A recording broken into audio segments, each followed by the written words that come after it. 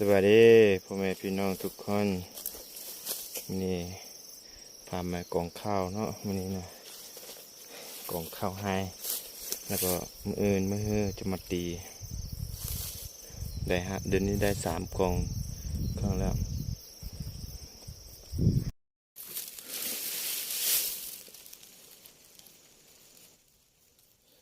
อันนี้จะเห็ดบนของข้าวอีกกองหนึ่งอีกกองหนึงอีกนะ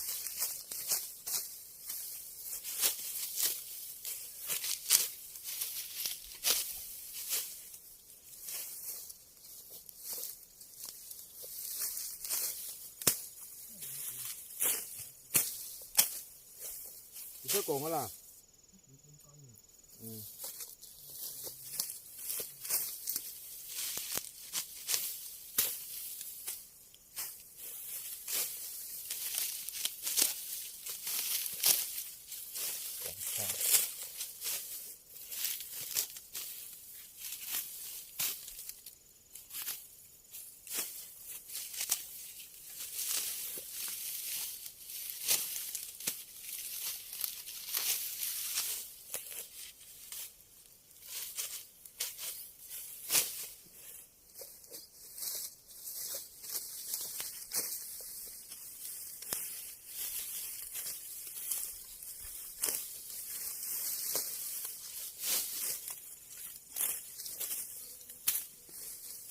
แบ่งบนกองข้าวได้นอนนี้นะบนกองข้าว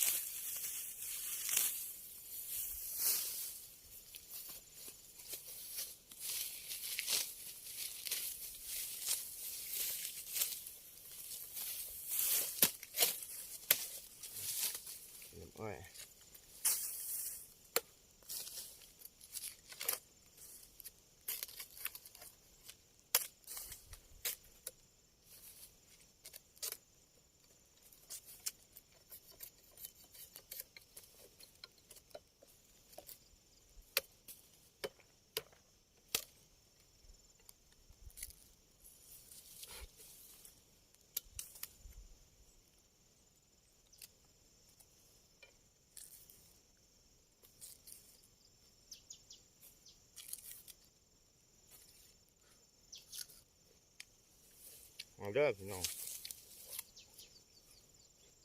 มีมังเกินเนาะ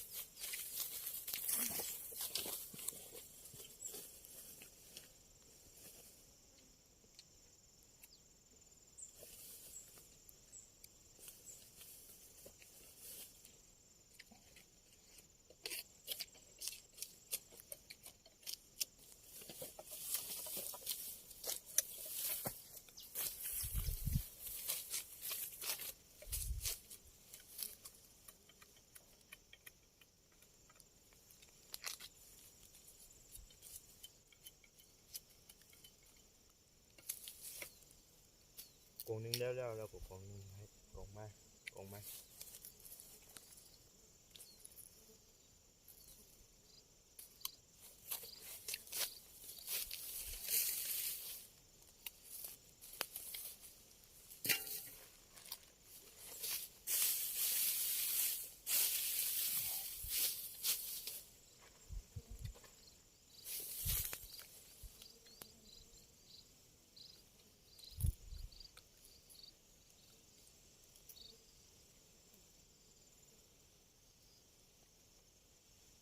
เป็นความดัง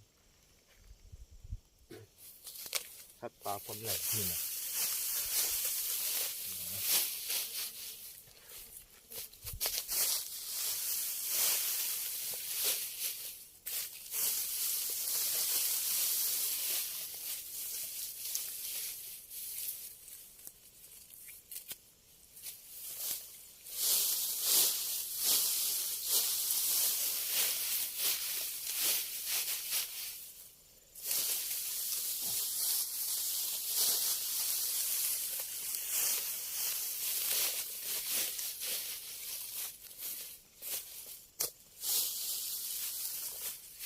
เฮ็ดบนกล่องเข้าได้อ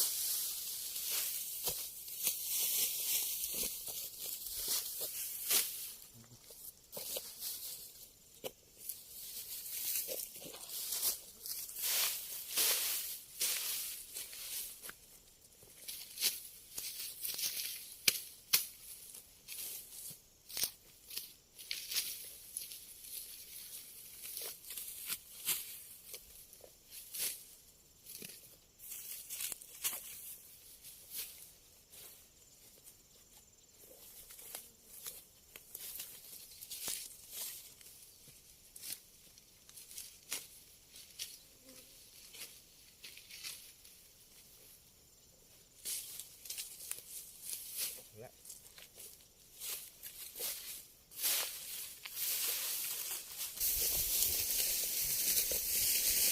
เชือกก่อน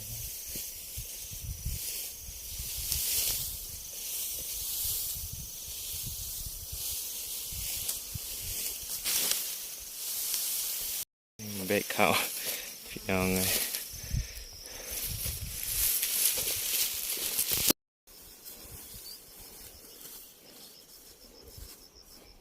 กองข้าวหายนี่นะ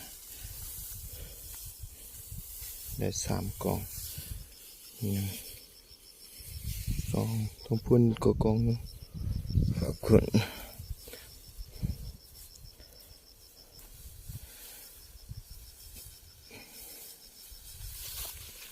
ยังบ่แล้วนะยังจะได้กล่องอีก3 กล่อง2-3 กล่องนี่แหละประมาณยังบ่แล้ว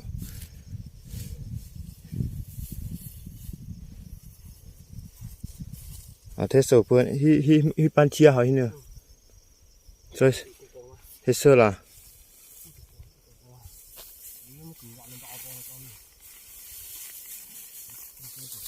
จะไม่ได้แจกกล่องแถวนี้อีก2 กล่องจึงประมาณนี้แหละแถวนี้แหละนี่นะนี่อายเนาะแถวนี้ในบรรยากาศที่นี่บรรยากาศเป็นปลามีหมูปลาหลายนะตอนค่ำสินี่จะมากินข้าวหายเที่ยวนี้มากินมาอึกมาแตงบางอย่างต่างๆมากิน แต่ไอ้มันเฝ้าแต่ขึ้นนั่นบ่ได้ยิงซ้ำตนเนี่ยมาหลายอยู่แต่บ่ได้ยิง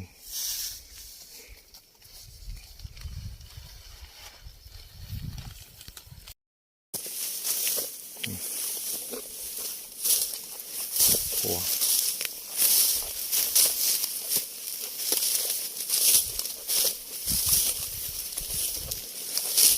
ตักน้ำก่อน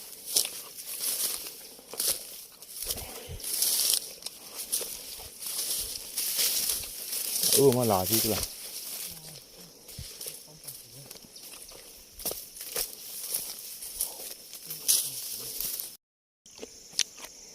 ขึ้นมาแจ้ง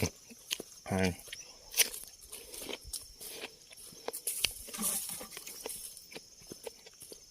ไปตักน้ำก่อน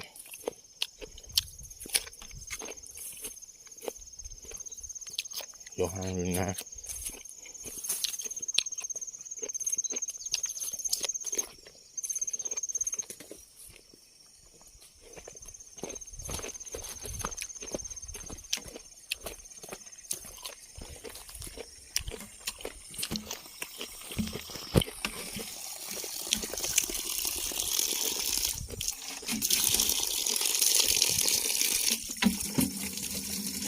น้ำธรรมศาสตร์ได้อันนี้นะน้ำห้วยโนก็มีโนจันไปเอาแล้วก็ไปต้มกินอยู่บ้านอย่างหลายเนาะ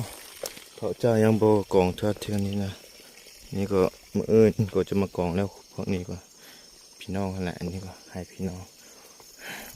นี่เป็นให้เขาเกี่ยวข้าวแล้วเราก็ได้4 กองเมื่อวานนั้นได้3 กองมื่อนี้ได้กองหนึ่งข้าวนะแล้วมื้ออื่นนี่เราจะมาตีพี่น้องเลยบางทีก็จะได้เยอะประมาณ40-50 เปานะได้เยอะทุกปีก็สำนักไอเพิ่นบ่สบายว่าสั่นเพิ่นว่าเพิ่นนอนเพิ่นว่าบ่สบาย